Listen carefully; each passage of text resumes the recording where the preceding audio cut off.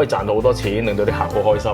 但係我覺得呢樣嘢對於我人生唔係就係咁，我覺得人生應該可以多啲唔同嘅 chapters。咁我就開始領會到，我哋每日幫佢做嘅嘢，其實翻到屋企都係面對翻佢屋企嘅問題。可能當個家庭開始進步嘅時候，小朋友唔需要做太多嘢，其實佢已經慢慢開始成長。唔係錢嘅問題，係咪錢嘅問題？係錢解決唔到嘅問題咧，其實就係難搞嘅係。Hello， 大家好，歡迎你哋嚟到我嘅 Good Voice 頻道，我係 Jensen。嗱，過去咁多集咧，10幾集咧，我都係介紹緊一啲我身邊嘅好朋友啦，佢哋都係一啲音樂嘅製作人，係有填詞啊，又有唱和音啊，又有做編曲啊，彈吉他啊，咩人都有。咁但係今次咧，我訪問呢個嘉賓咧，好特別。你睇到我後邊咧呢埲牆咧，哇，好多黑膠碟喎！呢位朋友咧就係一位非常之熱愛黑膠碟嘅收藏家，咁亦都係我嘅好朋友。事不宜遲，我介紹咗佢出嚟先。佢就係我嘅好朋友 Edward。Hello Jensen，Hi， 你好啊！多謝你再次光臨我呢個社區俱樂部。我認識 Edward 咧係一個好偶然嘅機會咧，我發覺呢個朋友咧，佢真係好有心。咁咧佢就成立咗一個咧就慈善機構喎，機構叫咩名啊？心靈雞湯基金會。以我所知，你係一個金融才俊嚟嘅喎，咁同呢個咁嘅慈善組織又拉得上關係嘅嚇。金融工作者就係才俊就講唔上。我諗都係啲個人經歷啦，因為覺得做嘢太辛苦啦，做到一個辛苦，你又得到你有個報酬之後，就開始問究竟想唔想繼續做同一個工作？因為嗰陣時我40歲嗰時就已經諗呢個問題。咁我睇住啲老闆個個50啊、60啊，每日都係做緊同一樣嘢。當然佢哋做得非常之好，可以賺到好多錢，令到啲客好開心。但係我覺得呢樣嘢對於我人生唔係就係咁簡單，係幫一個機構工作而中間自己賺咗一份糧。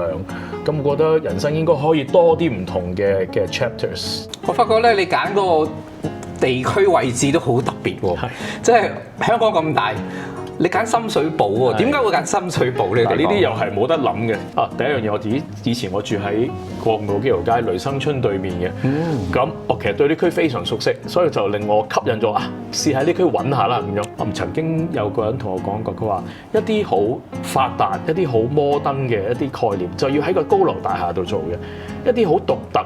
係喺個區，即係同個區裏邊要有接觸嘅嘢，一定要擺翻喺舊嘅地方。咁好啦，咁啊，即係講翻實際啲啦。咁其實呢一個慈善基金會係做緊一啲乜嘢？咩叫心靈雞湯慈善基金會咧？其實整個慈善嘅項目咧，都係我哋係識一樣嘢，就係識投資、識計數。咁我個思路一直都係話有啲咩嘅社群係最值得幫助。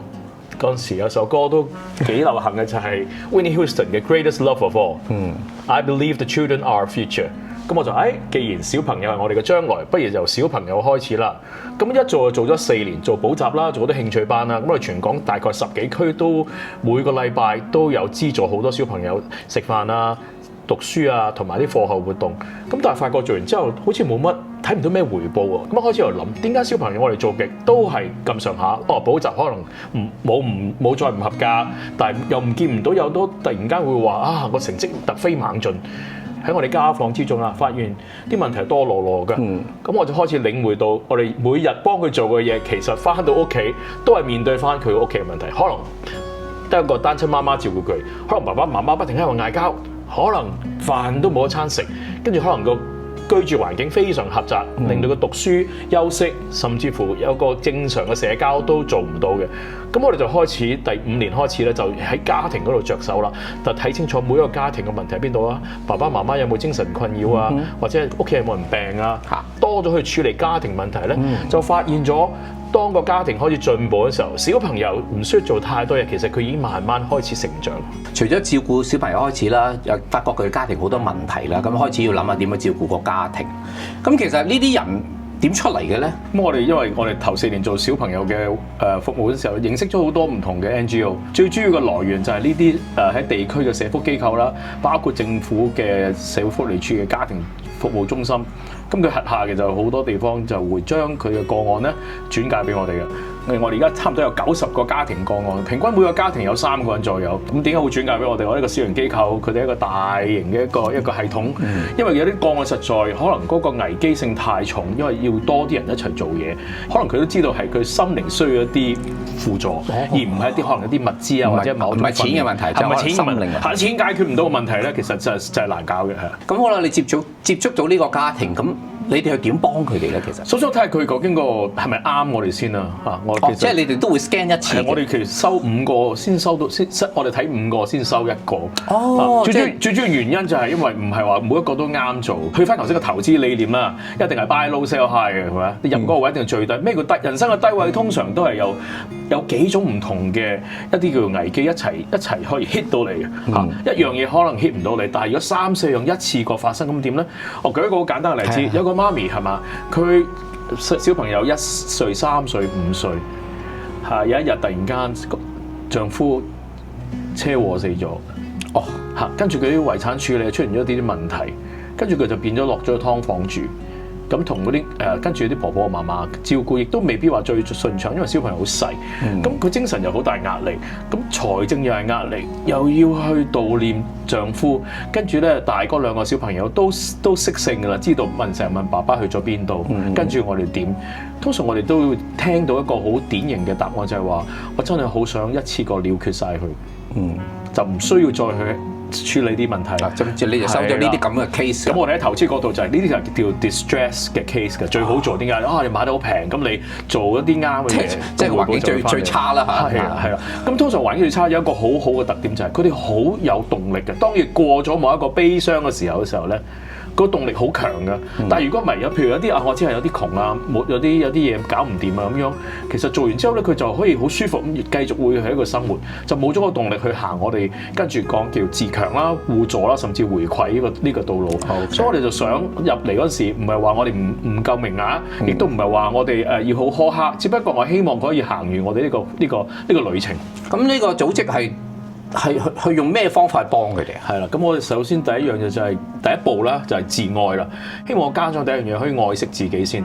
首先要照顧自己身體啦，照顧精神狀態啦。咁你搭飛機都有話啦，係嘛？當遇到氣流嘅時候，有個氧氣筒跌落嚟，咁我哋問好多媽咪，你第一個帶俾邊個啊？小朋友咯。咁空姐就話啦，錯係嘛？第一個帶俾自己先。個 caretaker 要照顧好自己，先至可以照顧其他人，令佢自愛，令到佢自己愛翻自己，自己愛翻自己，行翻條正路嘅時候咧，其實湊小朋友就問題就唔大嘅。其實我自己喺度諗咧，基本上即係如果即係發生一個問題，即係當然如果小朋友有問題影響，即係其實你睇到其實佢屋企有問題嘅時候，咁我諗係最主要係可能係個大人除咗錢係一個大問題之外。喺心靈上面有啲咩嘢你哋可以精神上咧應該咁講，精神上有啲咩點樣去幫咧咁樣嚇？其實每一個家長都係好愛錫小朋友，即係佢生得佢出一就湊大佢。絕對係啊！但係可能好多時都用咗個唔係好合時宜或者唔係好啱小朋友嘅道路嘅方向去教佢。係。佢哋冇錯，只不過佢係用一套舊式嘅。咁舊式嗰啲我哋叫潛意識咧，其實由佢小朋友開始已經好深深咁樣已經喺佢成個身體裏邊已經有嗰個概念。要將啲概念糾正咧，其實我哋做嘅大部分嘅工作都係有啲潛意識嘅治療咯。出邊有嘅嘢我哋盡量就唔重複啦。我哋做一啲就係喺而家香港社會比較少揾到嘅。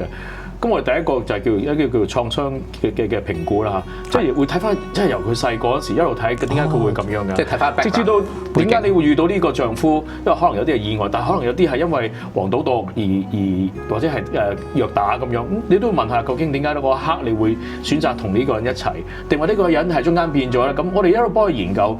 咁佢突然間會有一下就會叮一聲啦，就係回帶嗰陣時，佢已經叮一聲就話：原來我嗰陣時係做緊嗰啲嘢，我自己都唔知道。所以呢啲係佢所謂嘅，即係俾佢自己一個機會反省，俾佢反映下個潛意識，究竟你一直你由細細個到而家發生咗啲咩事？咁我哋幫佢回完帶之後咧，我哋就知道究竟嗰個根源喺邊度啦，或者我哋所謂嘅佢個 programming 喺邊度啦，即係佢嗰啲 bug 喺邊度咯。咁我哋就會將呢啲咁嘅幾件嘢就俾咗一個專業嘅叫心靈治療師去做。哦，有心靈治療師。咁譬如我就話呢個小朋友由細到大都係俾人話佢冇用嘅，咁冇用其實就係大個就變咗冇信心啦。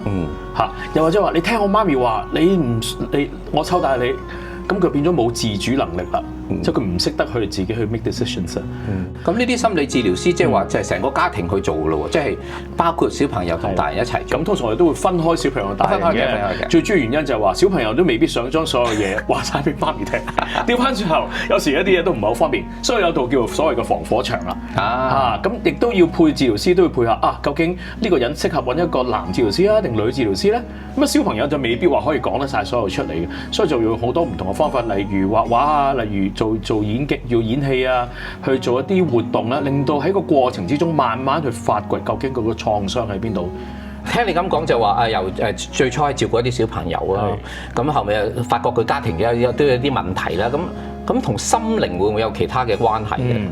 香港其實好唔缺乏物資㗎，你唔會話冇嘢食啊，又唔會話冇屋企冇書簿啊，唔會冇㗎。香港係一個發達社會嚟嘅，不過原來最缺乏其實就係佢個心靈嘅照顧咯。咁簡單啲就係話，你好同意一個人有冇夠唔夠愛，或者係周圍嘅人佢識唔識去愛其他人，同人嘅關係係點樣，同佢每日做緊嘢嘅關係係點樣，咁成呢啲都係心靈嘅課題嚟嘅。係啊，咁我覺得有個空間就係可以多啲去學下點去自愛啦，學下點去自強啦，學下點樣去幫佢群眾啦。如果每一個人，就算你唔係社區需要嘅人，你可能你係住喺半山，你其實都係需要去自愛，需要自強，需要有個你哋嘅群組係嘛？係啊，你哋呢啲 friend 係嘛？